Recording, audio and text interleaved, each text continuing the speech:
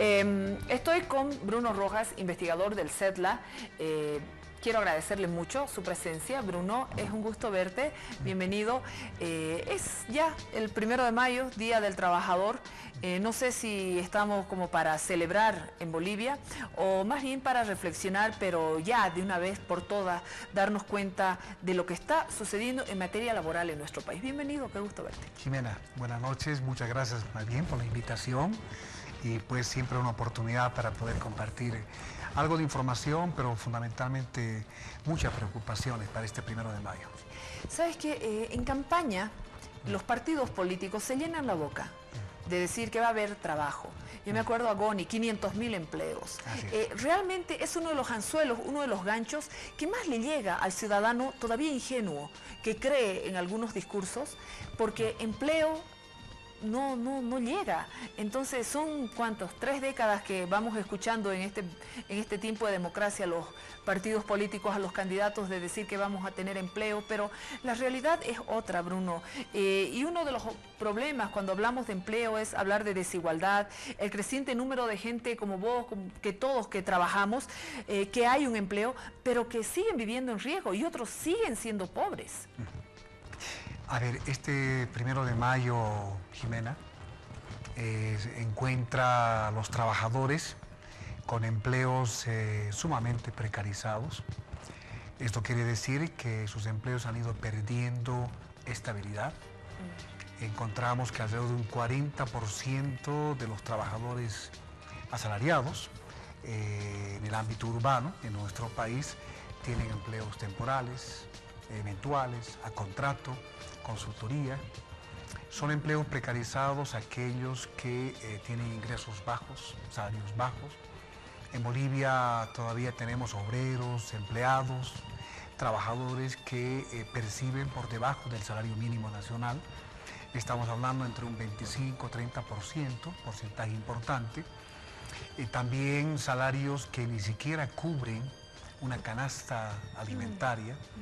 El año pasado se estimó esta canasta en 2.331 bolivianos. Pero con lo básico, Lo básico de lo básico, lo mínimo de lo mínimo.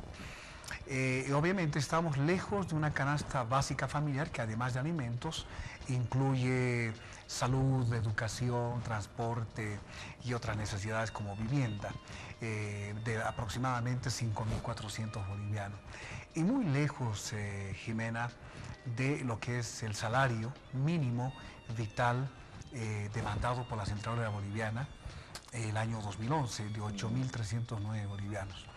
Esto nos está mostrando sencillamente que el trabajador tiene básicamente que resignarse a estos salarios bajos. Si bien hay un porcentaje que ha ido mejorando en cuanto a sus ingresos, hablamos de un porcentaje pequeño. Hablamos de aquellos que están en cargos jerárquicos. Por ejemplo, en la información disponible para el 2014 nos muestra que los gerentes ganaban alrededor de 15.000 bolivianos. Otro personal de jerarquía alrededor de 5.000 bolivianos. Los obreros calificados 2.500, esta es la disminución ostensible. Y aquellos que no tienen calificación, operarios, ayudantes y otros, 1.950 bolivianos. Entonces, esto como promedios salariales nos está mostrando que los salarios, para hablar de empleos de calidad, no son precisamente aquellos que se requieren para poder cubrir las necesidades de los trabajos. Y finalmente, un empleo precarizado, esta pérdida de empleos, de la calidad de empleo de los trabajadores asalariados, tiene que ver con la seguridad social. Estamos hablando de un 78% de los asalariados que carecen de aportes a la seguridad social de largo plazo, a la jubilación y otras pensiones. También hablamos de un porcentaje similar que carecen de un seguro de salud. Por tanto, hablamos específicamente de que un gran porcentaje están desprotegidos en cuanto a enfermedades, salud, accidentes y otras necesidades que surgen en lo que significa los riesgos, tanto de enfermedades como riesgos laborales. Y a esto hay que sumar, Jimena, que este 1 de mayo también encuentra a los trabajadores con un reducido ejercicio de derechos laborales. Este año que pasa, en estos 10 años del actual gobierno, hay muchos decretos, hay muchas normas. Durante este gobierno se aprobaron alrededor de 180 hasta 200 decretos y normas laborales, pero pocas de estas normas se cumplen, se ejercen, porque el Ministerio de Trabajo y el Estado en general carece de la suficiente fuerza, capacidad, como para poder hacer cumplir estas normas laborales. Entonces, lo que tenemos son permanentes demandas, denuncias, luchas, huelgas, manifestaciones de los trabajadores demandando que se cumplan estos derechos y particularmente, Jimena, y este es otro aspecto también que nos permite este 1 de mayo, es que las organizaciones sindicales están debilitadas, varias de ellas están subordinadas, cooptadas o, como dicen los trabajadores en su propio lenguaje, vendidas. Dirigencias sindicales, burocracias sindicales que están sujetas al actual partido en función de gobierno, y esto hace que el principal instrumento que tienen los trabajadores, cuál es el sindicato, para poder exigir, demandar, luchar por derechos, están o cooptados, subordinados o debilitados. Entonces, hay como todo este panorama que nos permite plantear que los trabajadores asalariados en este 1 de mayo están afrontando una seria, más bien, crisis de empleo de calidad en el país. Sabes que yo aplaudo mucho a los sindicatos porque cuando se trata de defender los derechos laborales no se trata de privilegios, sino de justicia social. Es algo que le ha costado a los trabajadores lograr muchos de lo que en este momento están ya pues vulnerando y pisoteando, ¿no? Así es. Y en ese sentido, si bien los sindicatos son importantes, reitero, pero el sistema, la sociedad capitalista, el Estado y el gobierno actual, que responde plenamente a los intereses de capitalistas, sabe a dónde apuntar y apunta muy bien a los sindicatos. Sabe que los sindicatos son los que se movilizan, molestan, demandan. Por tanto, la estrategia es muy clara, es debilitar los sindicatos, dividirlos, cooptar a las dirigencias sindicales, sumarlos prácticamente de manera, en este caso, casi obligada a, por ejemplo, al actual proceso de cambio, como se ha autodenominado lo que viene generando este gobierno. Entonces, tenemos, reitero, en este 1 de mayo, este panorama en cuanto a organizaciones debilitadas, divididas, y por supuesto, en ese marco, el mensaje principal, el desafío principal es recuperar a los sindicatos, recuperar su independencia política, ideológica, y que puedan pues pelear por los intereses de los trabajadores y no por los intereses políticos, intereses del actual partido en función de gobierno. Por ejemplo, los informes del Instituto Nacional de Estadística, que yo lamento mucho porque para esta entrevista yo estaba tratando de informarme con datos precisos de fuentes oficiales, pero no te presentan información ni del Ministerio de Trabajo, no tienen un reflejo claro, una radiografía clara para poder hablar hasta de políticas públicas. Hay un absoluto hermetismo y casi misterio en el tema del trabajo. Así es. Hablando del Ministerio de Trabajo, en lo que yo conozco, he podido reunir alguna información, el anuario estadístico, anuario laboral que publicó el Ministerio de Trabajo con información importante, se remite al 2008-2009. Entonces estamos hablando de varios años que el Ministerio, entre otros medios y fuentes de información, como su anuario, no lo publica. El Instituto Nacional de Estadísticas, al mismo tiempo, también carece de información oportuna, de información pertinente, no solo para hablar del diseño y ejecución de políticas públicas, sino también para entender la magnitud, la gravedad o no de la situación del empleo, del trabajo. Por ejemplo, cuando se plantea el pago del doble aguinaldo o ahora del incremento salarial, no se tiene información precisa de a cuánta población va a llegar. Claro. Solo manejamos porcentajes. No manejamos o cifras concretas. No sabemos a cuántos varones, a cuántas mujeres, a cuántos jóvenes, por departamentos, por municipios. Esa información sencillamente es o imprecisa o sencillamente inexistente. Entonces, hay esta gran necesidad, Jimena, de tener información y obviamente lo que se hace y se está haciendo con este gobierno son programas, son proyectos, son atenciones que se improvisan o son de corto plazo como respuestas coyunturales, porque la información, los diagnósticos, los estudios son insuficientes como para orientar de mejor manera acciones más concretas. Cuando se habla de incremento salarial, muy lejos de que pueda interesarle al 100% de la población, porque uno lo tiene mediático, está hablando, entrevista a todos, pero según los propios estudios del CEDLA y del INE, el 80% de las empresas están dentro de la informalidad. Así es. Tan solo un 10% en la formalidad y un notable 10% de población desempleada. Sí, inclusive es más alto el porcentaje. Revisando el registro de empresas, de Fundempresa, que hasta el año pasado sumaban un poco más de 220.000 empresas registradas, de un poco más de 650.000 que existen en el país, según también datos generales del Instituto Nacional de Estadísticas. De ese porcentaje, cercano al 90%, son micros y pequeñas empresas. Gran parte de estas son informales.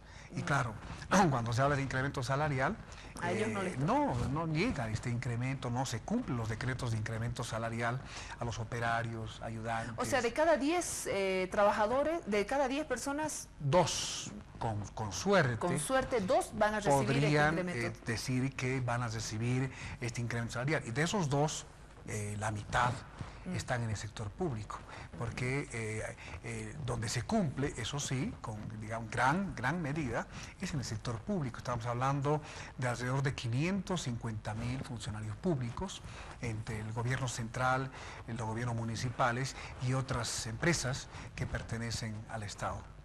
Yo estaba revisando algunos datos y de pronto estaba viendo a los nuevos ricos, las nuevas fortunas, y precisamente en este análisis vale la pena mencionar esa desigualdad como problema monetario, pero que está ligado o relacionado con la desigualdad política, desigualdad social, la precariedad laboral y salarial, convive con el incremento de la fortuna de otros. Así es, la desigualdad económica, social, continúa siendo un problema central en la sociedad boliviana. El gobierno actual, no obstante que señala que habría salido una importante población de la pobreza extrema particularmente, esto es muy relativo porque el indicador que se maneja tiene que ver con aquello que se manejó por mucho tiempo, que es todas aquellas personas que viven con $1 al día. Eso ya es sencillamente fuera de la realidad. Entonces ahora se está haciendo un ajuste alrededor de $2 por día. Entonces, claro, con el parámetro de $1 por día, muchos seguramente ganan más de $1 por día, entonces salieron automáticamente de esa figura de lo que significa ser un pobre extremo, un pobre en la indigencia. Entonces, claro, ahí tenemos como una ilusión interesante de que en Bolivia hay más clase media, hay menos pobres, en fin, cuando mirando desde el empleo, mirando desde los salarios, desde los ingresos, inclusive mirando al mundo de los cuentapropias, de los trabajadores informales, en fin, vemos que la pobreza continúa marcando, continúa caracterizando a gran parte de la población trabajadora. ¿Y qué pasa con tanto profesional que se ha ido del país? ¿Cuántos profesionales que seguramente en este momento están viendo el programa, o los papás, hermanos, y dicen, pensar que este profesional en la familia tuvo que irse a otro país para buscar cómo podemos hablar de este tema? Mucha gente se ha ido a otros países con la idea de tener un trabajo. Bueno, hay que hacer algo para evitar precisamente esta fuga de capacidades profesionales y de obreros, porque hay muchos obreros que están aportando para el desarrollo productivo de otros países. No existe información hablando de carencia de información, sobre el número de profesionales o personas que con mayor nivel educativo que se habrían ido, migraron a otros países. En general, algunos datos nos muestran entre 2,5 millones, 3 millones de bolivianos que vivirían y trabajan en el exterior, en otros países. Argentina, Brasil, España y Estados Unidos. En agricultura, construcción. Tampoco están así el panorama, Jimena. En el caso, por ejemplo, de España, que es donde hemos hecho un poco más de seguimiento, los empleos a los que acceden o accedían cuando vimos ese éxodo de bolivianos del 2008 a 2005 hasta el 2008, un poco más, accedían a empleos de menor calificación, más trabajo doméstico, cuidado de ancianos, por ejemplo, con mucha fuerza, aquello que llaman allá el trabajo sucio, vinculado, el trabajo que ellos no quieren hacer. No quieren hacer, mantenimiento, por ejemplo, de servicios básicos y otros, algo de construcción, en fin. Esas eran las actividades, los rubros donde los bolivianos podían insertarse. Y muy poco en el empleo público. Algunos, por ejemplo, estuvieron sujetos a formas de voluntariado, a manera de no perder la posibilidad de obtener una visa de trabajo, en fin. Entonces, el panorama no es como que pensar que el boliviano que sale del país tiene un futuro prometedor en otros países. No es precisamente este el panorama. En Argentina, todas las semanas, Jimena, uno puede pecar de exagerado, pero todas las semanas se remiten el rescate, esta es la palabra que utilizan, el rescate de bolivianos, de talleres artesanales, de granjas, de empresas agroindustriales, de huertos, que son actividades fuertes allá en Argentina. Se rescatan bolivianos sujetos a formas de sobreexplotación laboral. Sobreexplotación, o sea, no explotación, sobreexplotación. A tal punto que ha merecido el concepto de trabajo esclavo. Los esclavos modernos, los esclavos en pleno siglo XXI. Entonces, esto es permanente, Jimena. Lo mismo pasa en Brasil. Hablamos de Sao Paulo, fundamentalmente, donde hay varias denuncias. Igual la policía, autoridades del Ministerio de Trabajo de ese país han ido también igual, rescatando, haciendo que los trabajadores bolivianos, que generalmente están en situación de ilegalidad, son sometidos a formas extremas de explotación laboral. Entonces, el panorama no es llano, no es, caramba, decir, es el sueño prometido, en absoluto. En estos últimos años, Chile surge como otro país importante, más de 35 hasta casi 40,000 bolivianos se encuentran por allá, pero están trabajando como estibadores, cargadores, como los conocemos acá. Están trabajando más que en el trabajo doméstico, en el trabajo agrícola y en otros trabajos de servicios particularmente. Se reportan más empleos temporales, algunos están por mayor tiempo, pero eso también obedece hasta que el país, en este caso Chile, demande esta cantidad de fuerza de trabajo que se requiere allá. Si hay un momento de quiebre o de desaceleración de estas actividades, sencillamente ya despiden o, en este caso, interrumpen la relación de trabajo con los bolivianos que están por allá. Se habla de la disminución de lo que es el desempleo abierto. Hablan de este tema y es muy preocupante porque ahora se estaban manejando cómo los desempleados lograron acceder a una fuente laboral en condiciones de inestabilidad, de ingresos bajos, lo que vos decías, inseguridad social, especialmente en el sector informal. Yo te pregunto, ¿tienen datos sobre cuáles son los rubros que ha ido incrementando el desempleo? Por ejemplo, la manufactura, que era la principal generadora de empleo en el área urbana, la minería, la actividad financiera, ¿cómo han ido disminuyendo o incrementando los desempleos? Son en esas actividades. Estamos hablando de la industria manufacturera, hablamos de la minería, a raíz de la caída de los precios de las materias primas, minerales en este caso.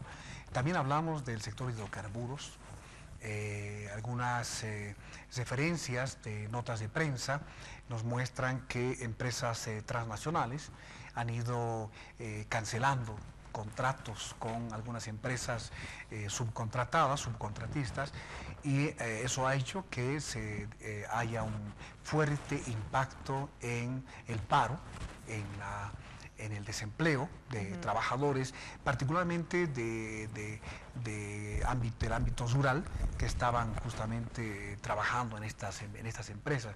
También en otros rubros, por ejemplo, vinculados a servicios, en algunos casos, a algunas pequeñas empresas de algunos rubros específicos, son también aquellos donde se ha ido generando cesantía, gente que ha dejado de trabajar, ya sea por temporalidad, ya sea porque se concluye su contrato, un contrato a plazo fijo, o sencillamente, inclusive, y esto es preocupante, trabajadores antiguos, trabajadores con mayor estabilidad, que también han sido despedidos. Anoche, Jimena, en un evento que tuvimos en el Paraninfo de la universidad, testimonios de dirigentes sindicales nos ha permitido entender que estos despidos han ido incrementándose con la gravedad que han ido despidiendo a dirigentes sindicales, justamente hablando de esta estrategia de debilitamiento de los sindicatos. Entonces, sí estamos viviendo esta etapa de reducción de fuentes de trabajo en varios sectores, pero son estos los que hemos mencionado hace instantes. ¿Sabes qué me preocupa? Que el empeoramiento de la situación laboral implica que la crisis se va a reflejar en la situación de las personas, en las familias, cómo estamos viviendo los hijos, la atención del colegio, la comida, la ropa, está afectando seriamente a nosotros como personas. Por ejemplo, hay grupos más vulnerables, que son los pobres, pero hay también una clase media que ve muy mermadas sus expectativas. Así es. Así es, el primer impacto tiene que ver con la situación económica de la familia, tiene que ver con el acceso a otros derechos, como una educación de calidad, como la salud, tiene que ver inclusive con el sacrificio del recreo, del tiempo que necesita la familia para poder también tener el derecho a distraerse, en fin. Se sacrifican muchas otras necesidades en la familia, y de pronto se obliga a la familia a estar en una situación de austeridad, de, como se dice comúnmente, a apretarse los cinturones de manera permanente en ciertos momentos, en ciertas coyunturas, en fin. Y claro, lo que hace la familia, Jimena, frente a esta situación es hacer que más miembros de la familia trabajen. Esta es una forma de compensar la pérdida de los ingresos, de la capacidad adquisitiva, o migrar, a propósito, con información que pudimos procesar hasta el 2011, más o menos el 15 hasta el 17% de las familias de las ciudades principales de La Paz, Cochabamba, Santa Cruz y El Alto, por lo menos un miembro de este porcentaje que menciono, migraron a otros países. Esto nos está mostrando que la migración internacional, que permite el envío de remesas, es otra forma de poder responder ante esta situación crítica. Y el otro lado cruel tiene que ver con el trabajo infantil. Sí. El trabajo infantil se expresa particularmente en que los niños participan apoyando, trabajando en el negocio familiar, en la tienda, en el pequeño comercio, en fin, ¿dónde están los niños? Sin remuneración. Estamos hablando con datos relativamente cercanos, de un 60-65% de los niños que trabajan sin remuneración. Entonces, hablamos de una situación complicada, porque obliga justamente a esta situación. Una familia no puede contratar trabajadores asalariados para una actividad concreta. Entonces, son los niños que se incorporan de esta manera. Entonces, esa es la otra dimensión. Y finalmente es el empleo juvenil. Los jóvenes que combinan estudios y trabajo, abandonan los estudios en algún caso para trabajar, o aprovechan las vacaciones, los tiempos de descanso para trabajar, siempre en esta perspectiva de tener fuentes de ingresos complementarios, adicionales y en algunos casos principales. ¿Qué sugiere el CEDLA? Porque vemos un panorama donde hay una urgente necesidad de impulsar una transformación de las economías en la dirección de un crecimiento más sostenido que te garantice un empleo seguro. ¿Qué es lo que sugiere el CEDLA? Tiene que ver con cambios económicos grandes, pero con cambios que necesitan ya iniciarse con algunas acciones específicas. Principalmente, Jimena, plantear programas, planes de desarrollo industrial, de desarrollo productivo. Si algo se ha descuidado durante toda esta época, tiene que ver con la producción. Una industria manufacturera que se está cayendo de a poco. Estamos viviendo un proceso de desindustrialización muy fuerte, aunque quizá este concepto no sea el más apropiado, pero refleja esta caída notoria de hasta un 2.8% de crecimiento que ha registrado después de un 5 o 6% que tenía históricamente la industria manufacturera. La agropecuaria cayó a menos del 1% en cuanto a crecimiento. Entonces necesitamos planes de desarrollo productivo industrial que impulse polos de desarrollo específicos. En hidrocarburos, que tiene que ver con recursos naturales, en minería, ya no solamente pensar en la producción de metálicos, de una fundición básica, sino apuntar paulatinamente, esto no es rápido, paulatinamente a lo que significa una mayor incorporación de valor agregado en los minerales. Significa el desarrollo de la agropecuaria, Jimena. Estamos perdiendo la soberanía alimentaria en el país. Sí. Entonces, es urgente, digamos, volver a recuperar esta capacidad que de alguna manera teníamos en otro tiempo de garantizar en un buen porcentaje la producción agrícola para consumo interno. Cada vez la importación de productos, por ejemplo de papa, que es un producto básico, de frutas, de hortalizas, se están importando de otros países, de Perú particularmente, Argentina, en cuanto de frutas, de Chile. Entonces, eso es muy grave. Entonces, los planteamientos deben orientarse hacia eso.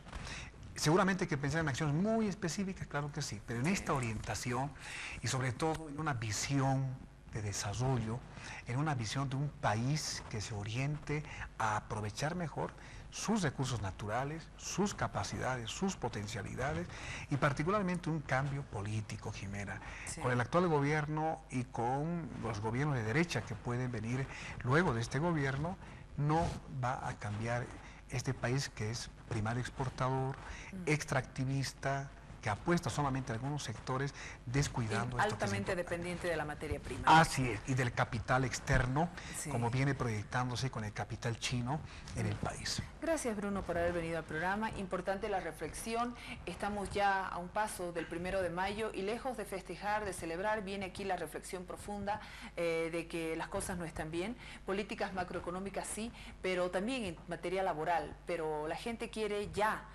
No es a largo plazo, uno quiere trabajo ya, ahora. Gracias, Bruno. Gracias. No, al contrario, Jimena, y permítame aprovechar, saludar ya por este 1 de mayo, muy próximo, a todos los trabajadores, a todas las trabajadoras, recuperando lo que anoche en el evento que mencionamos se manifestó, la urgencia de una lucha conjunta de todos los trabajadores, recuperando los sindicatos por objetivos comunes. Exacto, me apropio de lo mismo. Gracias.